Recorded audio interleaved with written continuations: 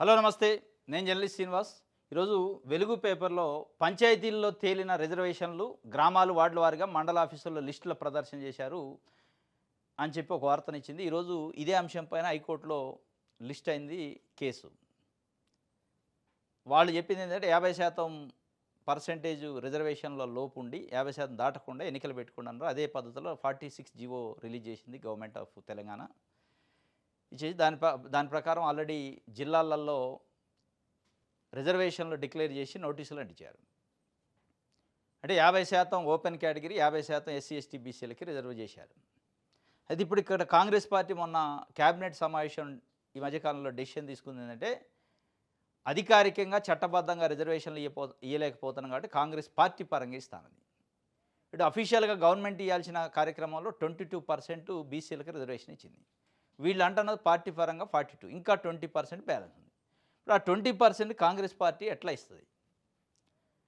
అంటే ఆ 20% ఇప్పుడు ఆల్రెడీ అధికారికంగా 50%, అంటే ఒక 10, 20 గ్రామ పంచాయతీలు ఒక మండలంలో ఉంటే 10 ఓపెన్‌కి ఓపెన్‌కి ఇచ్చేశారు. మిగతా 10 రిజర్వేషన్‌కి ఇచ్చారు. ఆ ఓపెన్‌లో ఉన్న 10ని ఒక 20% తీసుకొచ్చి ఇప్పుడు బీసీలకి ఇవ్వాలి. ఏ ఓపెన్ కేటగిరీ సర్పంచ్ పదవిని బీసీలకి ఇస్తారు కాంగ్రెస్ పార్టీ పరంగా? అది ఎవరిస్తారు? మండల కమిటీ ఇస్తుందా? జిల్లా పార్టీ ఇస్తుందా? రాష్ట్ర పార్టీ ఇస్తుందా? దాని అనౌన్స్‌మెంట్ ఎప్పుడు ఉంటుంది అసలు? అధికారికంగా ఏదో ఇచ్చినవని జంతర్ మంతర్ చేసి అంతా ఇచ్చేసినాం అంటే లెక్క తెలవాలి. అఫీషియల్‌గా గాంధీ భవన్‌కి సంబంధించి పీసీసీ వెబ్‌సైట్‌లో పెట్టాలి. డీసీసీకి సంబంధించిన వాళ్ళ హ్యాండిల్స్‌లో పెట్టాలి. ఇగో మేము అన్‌రిజర్వ్డ్ కేటగిరీలో ఉన్న 10 ఈ సర్పంచ్ పదవులన్నీ దీంట్లో నుంచి 20% తీసి బీసీలకి ఇగో ఇక్కడిక్కడ ఇచ్చినాం, అనౌన్స్ చేసినాం. అవి ఎక్కడిస్తారు మళ్ళా? ఎక్కడో ఓడిపోయే సీట్లో బలంగా లేని దగ్గరో ఇచ్చి మేము ఇచ్చినాం అని చెప్పే పరిస్థితి. ఎందుకంటే కాంగ్రెస్ పార్టీ ఈ మధ్యకాలంలో చూస్తున్నాం మనం. ఎంఐఎం గెలిచి హైదరాబాద్లో ఉన్న 7 స్థానాల అసెంబ్లీ ఎప్పుడు బీసీలకి ఇచ్చినమాటది. అది ఇచ్చినట్టు కాదు, అది ఓడిపోతాయని తెలిసి ఇస్తారు. ఇప్పుడు కూడా ఓడిపోతామని తెలిసిన కాడ బీసీలకి ఇచ్చి లెక్క కోసం మేము 42% ఇచ్చినాం అని చెప్పుకునే పరిస్థితి కాకుండా లాటరీ తీయాలి అవసరమైతే. డీసీసీ కార్యాలయాల్లో అన్‌రిజర్వ్డ్ కేటగిరీలో ఎక్కడైతే సెలెక్ట్ వచ్చినాయో వాటి మొత్తం లాటరీ తీసేసి మండలాల వారీగా, మండలానికి ఎంత ఉంటే ఒక 20-30 సర్పంచ్‌లే ఉంటాయి. ఓ 30లో ఓ 30 సర్పంచ్‌లు ఉన్నాయనుకుంటే 15 ఉంటాయి అన్‌రిజర్వ్డ్. ఆ 15కి చిట్టీలేసి ఆ 15లో ఈ 20% ఎన్నొస్తాయో ఆ 20%కి చిట్టీలేసి చిట్టీల ప్రకారం ఇస్తే అన్‌బయాస్డ్‌గా ఉంటుంది. లేదంటే బయాస్డ్ అయిపోద్ది.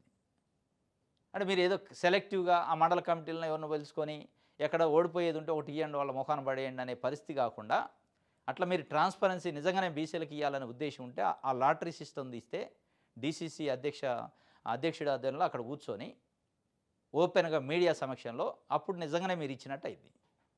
అది గెలిచిదా ఓడిదా పక్కన పెడితే నిజంగా ఇయ్యాలనే కమిట్మెంట్ మీరు అక్కడ ఉంటది. అట్లా లేదు, కావాలని కొన్ని ఏరియాల్లో అక్కడ ఉన్న మండల అధ్యక్షులు, అక్కడ ఉన్న నియోజకవర్గం ఎమ్మెల్యేలు ఏదో కొన్ని ఓడిపోయే సీట్లు, మనకి సానుకూలంగా లేని సీట్లను బీసీలకు కేటాయించిన లెక్కలో చూపిద్దామనే ప్రయత్నం కూడా జరుగుతుంది అని ఒక చర్చ జరుగుతుంది. అది ఎట్లా ఇస్తారనేది ఇంతవరకు కాంగ్రెస్ పార్టీ చెప్పలే బయటికి. ఎందుకంటే అఫీషియల్‌గా 46 జీవో వచ్చింది. అఫీషియల్‌గా అనౌన్స్‌మెంట్ చేశారు. ఏ సర్పంచ్ ఎవరికి వచ్చింది, ఏ వార్డ్ మెంబర్ ఏ కేటగిరీకి వచ్చిందనేది. వచ్చిన తర్వాత ఇమ్మీడియేట్‌గా మీరు చేయాల్సింది, ఎందుకంటే రేపో ఎల్లుండో ఈ 2, 3 రోజుల్లో షెడ్యూల్ కూడా వస్తుంది. వచ్చేదానికంటే ముందే పలానా సర్పంచ్ పలానా అన్‌రిజర్వ్డ్‌కి ఓపెన్ కేటగిరీకి కేటాయించిందని బీసీకి ఇచ్చినాం అని అనౌన్స్ చేయండి మీరు పార్టీ పరంగా. అది చేయకుండా మీరు జంతర్ మంతర్ చేస్తే ఇక అది మోసం చేసినట్టే. రైట్. ఇది ఒక వార్త వెలుగుకు సంబంధించి.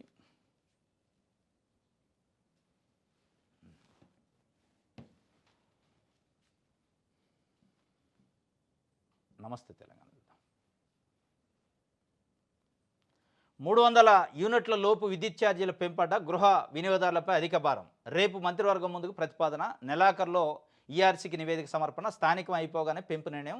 వచ్చే ఏప్రిల్ నుంచి కొత్త ఛార్జీలు అమల్లోకి వస్తాయట. 300 యూనిట్ల లోపు విద్యుత్ ఛార్జీల పైన పెంపు. ఇప్పుడు 0 నుంచి 50 యూనిట్ల వరకు ఉన్న విద్యుత్ ఛార్జీల టారిఫ్ ఎట్లా ఉందో ₹1.95 ఒక యూనిట్కి. 51 నుంచి 100 వరకు ఉన్న వాటికి ₹3.10 ఎంతో ఉంటుంది చేంజ్ వాళ్ళకి. 100 అంటే 101 నుంచి పైన ఉన్నదానికి ₹4.80 దాకా టారిఫ్ ఉంది. ఆ టారిఫ్‌ని ఏం చేస్తానంటే ఇప్పుడు ఈ చెప్పిన టారిఫ్లన్నీ చేంజ్ చేస్తారట. 0 నుంచి 50కి ₹1.95 కాస్త 2.5, 3.5 చేసే పరిస్థితి ఉంది. 50 నుంచి 51 నుంచి 100 వరకు మళ్ళీ పెంచే కార్యక్రమం. అంటే 300 యూనిట్ల లోపు ఉన్న టారిఫ్‌ని చేంజ్ చేస్తారట. ఇప్పటికే 200 యూనిట్ల లోపున్న ఈ రేషన్ కార్డ్ హోల్డర్స్‌కి ఉచితంగా కరెంట్ ఇస్తుంది మహాలక్ష్మి పేరుతోని, గృహలక్ష్మి పేరుతోని. ఆ గృహలక్ష్మిలో ఉచితంగానే ఇస్తున్నారు. ఈ టారిఫ్ పెంచితే ఏమైందంటే డిస్కమ్‌లకి గవర్నమెంట్ నుంచి ఆ క్లెయిమ్ ఏదైతుందో ఉచితంగా ఇచ్చేది వస్తది. దీంతో పాటు ప్రజలపైన భారం వేసే పరిస్థితి ఉందట. స్థానిక ఎన్నికల కోసం వెయిట్ చేస్తున్నారట. ఈ నెక్స్ట్ మంత్ స్థానిక ఎన్నికలు అయినాయంటే ప్రపోజల్ మూవ్ అయిద్ది. ఈఆర్సీకి పోద్ది, ఎలక్ట్రిసిటీ రెగ్యులేటరీ కమిషన్‌కి. వాళ్ళు ఒపీనియన్ తీసుకుంటారు. అక్కడి నుంచి వెంటనే క్యాబినెట్‌లో పెట్టి అప్రూవల్ తీసుకొని ఏప్రిల్ నుంచి అమలు చేసే కార్యక్రమం అట. నాకు తెలిసి ఈ మధ్యకాలంలో కరెంట్ ఛార్జీలు పెంపు లేదు. మొట్టమొదటిసారి కాంగ్రెస్ పార్టీ పెంచబోతుందనేది నమస్తే తెలంగాణ రాసింది. మేము 10 ఏళ్ళు ఉన్నప్పుడు ఈ స్థాయిలో పెంచలేదు, పెంచే ప్రయత్నం చేస్తుంది. కరెంట్ ఛార్జీలు పెంచే దిశగా కాంగ్రెస్ ప్రభుత్వం ఆలోచిస్తుందని చెప్పి వాళ్ళు ఒక వార్తను రాశారు. నిజంగా ఇదైతే ఇది ఒక ఉద్యమం. ఇది ఒక ప్రతిపక్షాలకు ఆయుధం ఇచ్చినట్టే. ఇక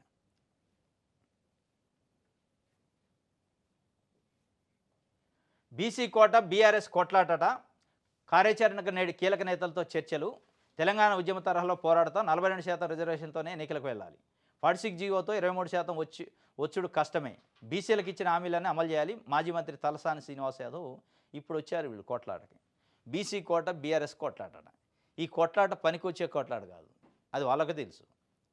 నిజంగా బీసీలకు మీకు 42% ఇచ్చే దాంట్లో కాంగ్రెస్ పార్టీ ఇచ్చిన హామీని వాళ్ళు నిలబెట్టాలి అని చెప్పి మీరు గట్టిగా నిలబడే మాట అయితే, గట్టిగా ఉద్యమం చేసే మాట అయితే, అసెంబ్లీలో వాళ్ళు తీర్మానాలు చేసిన రోజు, వాళ్ళు ఆర్డినెన్సులు చేసిన రోజు మీరు గట్టిగా అదే అసెంబ్లీ వేదికగా మీకు వాయిస్ ఉంది. మీకు ఎమ్మెల్యేలు ఉన్నారు, 29 మంది ఎమ్మెల్యేలు.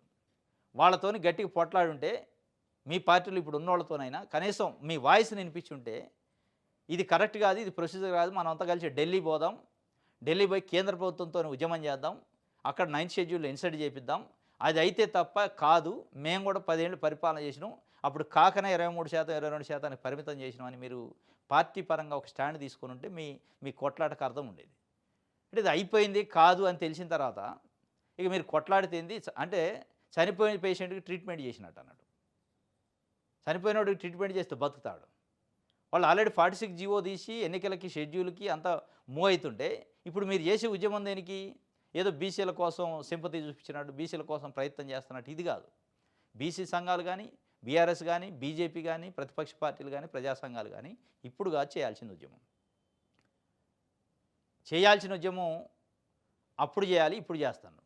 అంటే ఇది పబ్లిసిటీ కోసం, బీసీల కోసం ఏది చేస్తున్నట్టు కాంగ్రెస్ పార్టీ మోసం చేసిందని చెప్పే కార్యక్రమం కోసం తప్ప ఈ కొట్లాట పనికి వచ్చే కొట్లాట కాదు.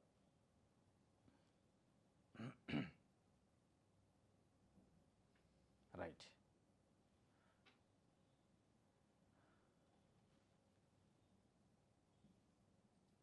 సాక్షి పేపర్. హిల్ట్ పీకి ఆమోదం అట. 22 పారిశ్రామిక కోడల్లోని 4,740 ఎకరాలు వినియోగం మార్పిడికి ఛాన్సు. ఉత్తర్వులు జారీ చేసిన పరిశ్రమల శాఖ రోడ్డు వెడల్పు మేరకు ఎస్ఆర్ఓ రేట్లో 30%, 50% చెల్లించేలా ప్లాట్ల ధరల నిర్ధారణ. చెల్లింపులన్నీ సింగిల్ విండో విధానం. హిల్ట్ పీ అని ఒకటి తీసుకొచ్చింది తెలంగాణ ప్రభుత్వం. హిల్ట్ పీ అంటే HILT, హైదరాబాద్ ఇండస్ట్రియల్ ల్యాండ్స్ ట్రాన్స్ఫరేషన్ అట. అంటే ఎప్పుడో హైదరాబాద్లో, అంటే ఔటర్ రింగ్ రోడ్డుకి లోపట ఉన్న హైదరాబాద్లో ఎప్పుడో గతంలో ఇచ్చిన ఇండస్ట్రీస్ కోసం, పారిశ్రామిక అభివృద్ధి కోసం ఇచ్చిన ల్యాండ్స్ని అక్కడ నుంచి ప్రైవేటు వ్యక్తులు వాటిని రెసిడెన్షియల్ కాంప్లెక్స్గా, residential zone, commercial zone, multipurpose use జోన్గా దాన్ని కన్వర్షన్ చేస్తున్నట్టు పారిశ్రామిక ఇండస్ట్రియల్ జోన్ నుంచి. అది చేయడం కోసం నేను జీవో నెంబర్ 27 రిలీజ్ చేశారు ఆల్రెడీ. దాంట్లో ఎంత దారుణమైన విషయం అంటే దాదాపు 4,740 ఎకరాలు అంటున్నారు కానీ 9,000 ఎకరాల పైన ఉంది. 4,740 రెడీగా ఉన్నదట. అది ఇంకా రెడీ కావాల్సింది కొంత ఉంది. రెడీ అయిన దానికోసం 27 జీవోని నేను రిలీజ్ చేశాను. ఎంత దారుణం అంటే ఎస్ఆర్ఓ రేట్లో 30% చెల్లిస్తే చాలట. ఎస్ఆర్ఓ రేట్ అంటే కార్డ్ వాల్యూ అంటారు. Stamps and registration department fix చేసిన కార్డ్ వాల్యూ. అసలు ఆ కార్డ్ వాల్యూకి బయట ఉన్న మార్కెట్ వాల్యూకే 10 రెట్లు తేడా ఉంటుంది. కార్డ్ వాల్యూ ₹1,00,000 ఒక ఎకరం ఉంటే ఆడ మార్కెట్లో ₹1,00,00,000 ఒక ఎకరం ఉండే భూములు కొన్ని ఉన్నాయి మన దగ్గర. అట్లాంటి కార్డు వాల్యూలో కూడా 30% చెల్లిస్తారు, మీకు ఇచ్చేస్తాం residential zone, commercial zone, multipurpose zone అని చెప్పి డైరెక్ట్గా వేలంపాట పెట్టే పరిస్థితికి వచ్చింది ప్రభుత్వం. దీని వెనక పెద్ద కుంభకోణం ఉందని ఇప్పటికే బీఆర్ఎస్, కేటీఆర్, హరీష్ రావు పెద్ద ఎత్తున ఒక 5 లక్షల కోట్ల కుంభకోణం అంటున్నారు. దానికి సంబంధించి నిన్న జీవో రిలీజ్ అయిందని బయట చర్చ. లేదు లేదు ఇది కుంభకోణం కాదు అని చెప్పి వాళ్ళు చెప్తున్నారు. ఇది బీఆర్ఎస్ పార్టీ చేసిందే, మేము కంటిన్యూ చేస్తున్నాం అంటున్నారు. బీఆర్ఎస్ పార్టీ కూడా అప్పట్లో దీనిపైన ఎట్లాంటి స్టాండ్ తీసుకుందని. మొత్తానికైతే ప్రజలకు సంబంధించిన ఒక 9,000 ఎకరాల పైచిలుకు భూమిని తీసుకెళ్ళి ప్రైవేటు వ్యక్తుల చేతిలో పెట్టే కార్యక్రమం. ఆ ప్రైవేటు వ్యక్తులు వెనకాల క్విడ్ ప్రోకోలో ఇక ప్రభుత్వం పెద్దలకు సంబంధించిన వ్యక్తులు ఉన్నారని డైరెక్ట్ బీఆర్ఎస్ చెప్తూనే ఉంది. సీఎం కుటుంబ సభ్యులు, సీఎంకు సంబంధించిన బంధువర్గం అంతా దీని వెనక ఉంది, ఇది పెద్ద కుంభకోణం అని చెప్పి దానికి నేను ఇమీడియట్గా ఆగమేఘాల మీద జీవోలు ఇచ్చారు. ఈ విషయంలో పెద్ద ఎత్తున బదనామయ్యే పరిస్థితి అయితే ఉంది.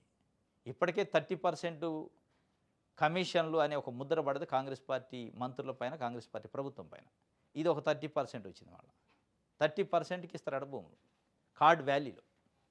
ఇది హిల్ట్ పి అట 22 పారిశ్రామికవేళలో ఔటర్ రింగ్ రోడ్ బిలో ఉన్న, ఔటర్ రింగ్ రోడ్ లోపల ఉన్న పారిశ్రామికవేళలకు సంబంధించి 9,000 ఎకరాలని రెసిడెన్షియల్ జోన్, కమర్షియల్ జోన్ చేసే కార్యక్రమం. మళ్ళీ ఇంకొకటి ఇందులో ఇంకొక మేరకు ఉంది. ఇప్పుడు ఈ పారిశ్రామిక వాడలలో ఉన్న ఎవరైనా పారిశ్రామికవేత్తలు మళ్ళీ భూమి కావాలంటే ఔటర్ రింగ్ రోడ్ బయట ఇస్తారట వీళ్ళకి. మళ్ళీ అక్కడ రైతుల దగ్గర నుంచి గుంజుకొని మళ్ళీ ఇదే పారిశ్రామికవేత్తలకు ఇచ్చి ఇక్కడ పారిశ్రామికవేత్తల దగ్గర ఉన్న భూమిని తీసుకుపోయి ప్రైవేట్ వ్యక్తుల చేతిలో పెడతారు. ఇది ఒక వార్త సాక్షి పేపరు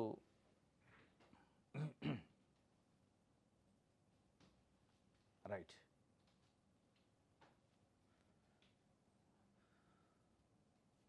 ఆంధ్రజ్యోతి చూద్దాం.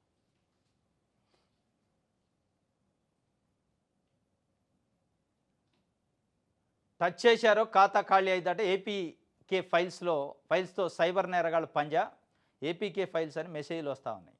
ఎస్బీఐ పేరిట లక్షలాది మందికి సందేశాలు, వేలాది ఖాతాలో డబ్బు కొల్లగొట్టిన వైనం. సీఎం, మంత్రులు, జర్నలిస్టుల గ్రూపులు హ్యాక్ అయినాయట. ఆధార్ అప్డేట్ చేసుకోవాలంటే వాట్సాప్ సందేశం అవుతుంది, లేదంటే ఖాతా బ్లాక్ అవుతుందని హెచ్చరికలు ఉంటాయట.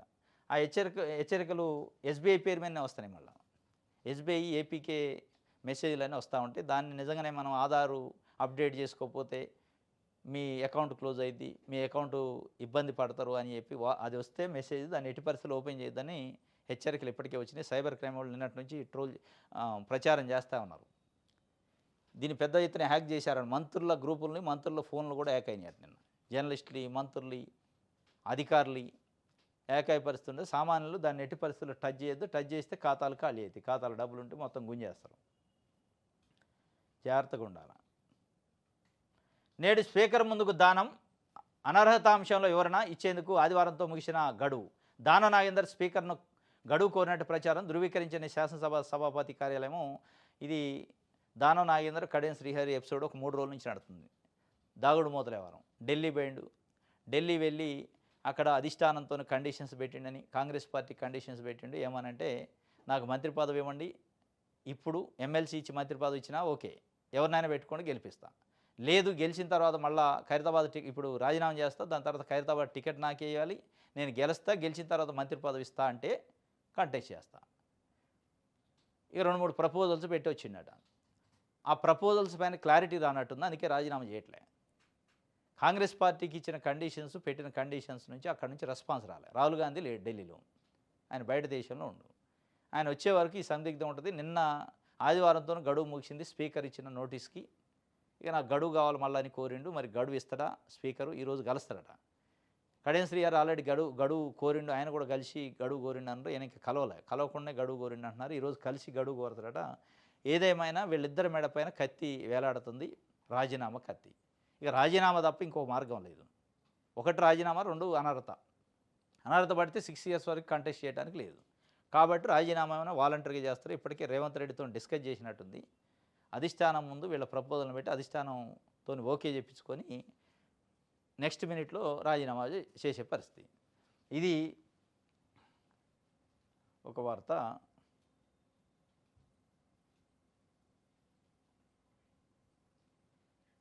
రైట్.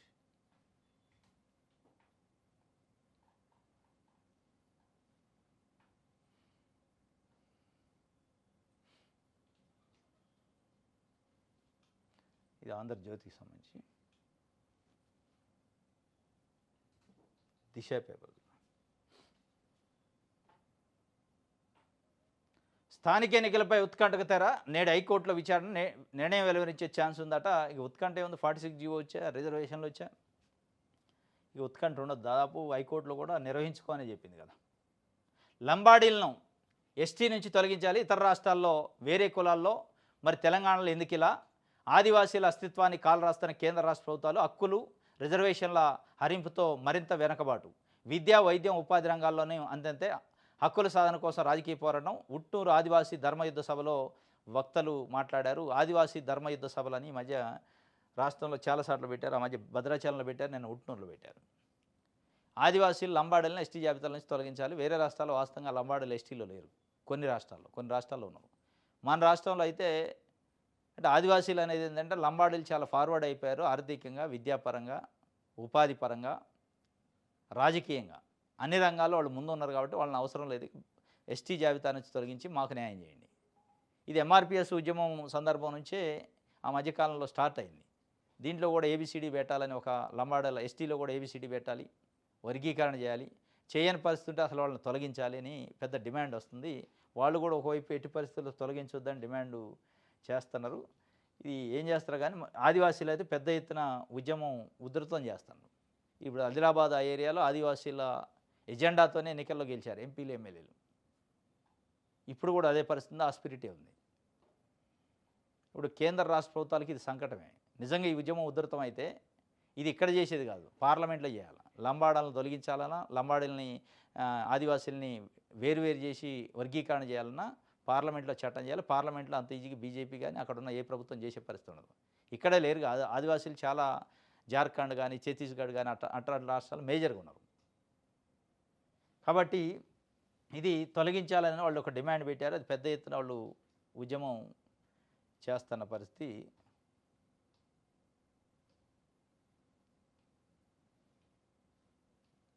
రైట్. ఐబొమ్మ ఆగిన పైరసీ కంటిన్యూ అవుతుందట. కొత్త మూవీలన్నీ మూవీ రూల్స్లో ప్రత్యక్షం. వెబ్సైట్లో హెచ్డి ప్రింట్తో తాజా సినిమాలు నిర్మాతలను వెంటాడుతున్న పైరసీ భూతం. ఐబొమ్మ ఆగినా కానీ పైరసీ కంటిన్యూ అవుతుంది. ఈ మధ్య సి కళ్యాణ్ అనే నిర్మాత ఐబొమ్మ రవిని ఎన్కౌంటర్ చేయాలన్నాడు. అంటే ఐబొమ్మ రవిని ఎన్కౌంటర్ చేస్తే పైరసీ ఆగిద్దా? ఐబొమ్మ రవి పోతే ఇంకొకటి వస్తాడు, ఇంకొక రవి వస్తాడు, ఇంకొక ఎల్లయ్య పుల్లయ్య వస్తాడు. అది కాదు కదా సమస్యకి శాశ్వతమైన పరిష్కారం.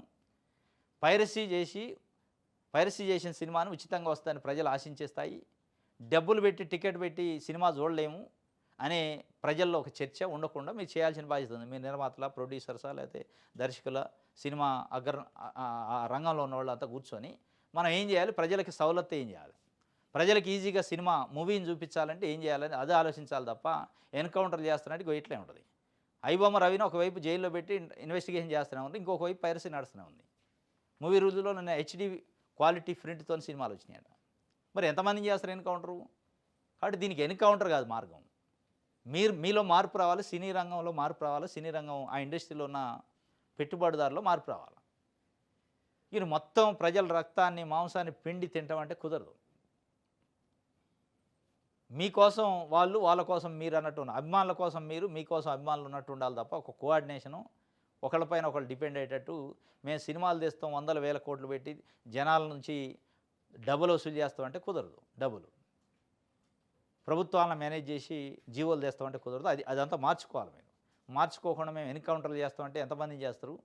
ఒక రవి దగ్గరే ఉండదు ఆ టెక్నాలజీ, ఆ తెలివి, చాలామంది దగ్గర ఉంటుంది. ఎంతమంది చేస్తారు? అది కాదు, పైరసీ చేయకుండా ఉండే ఒక వాతావరణాన్ని తీసుకురావాలి తప్ప ప్రజలు చాలా సులభంగా సౌఖ్యంగా సినిమా చూసి ఏర్పాటు చేయాలి తప్ప మేము ఎన్కౌంటర్ చేస్తామంటే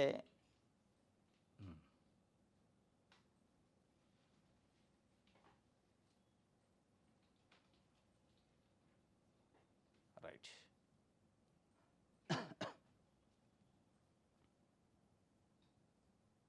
ఈనాడు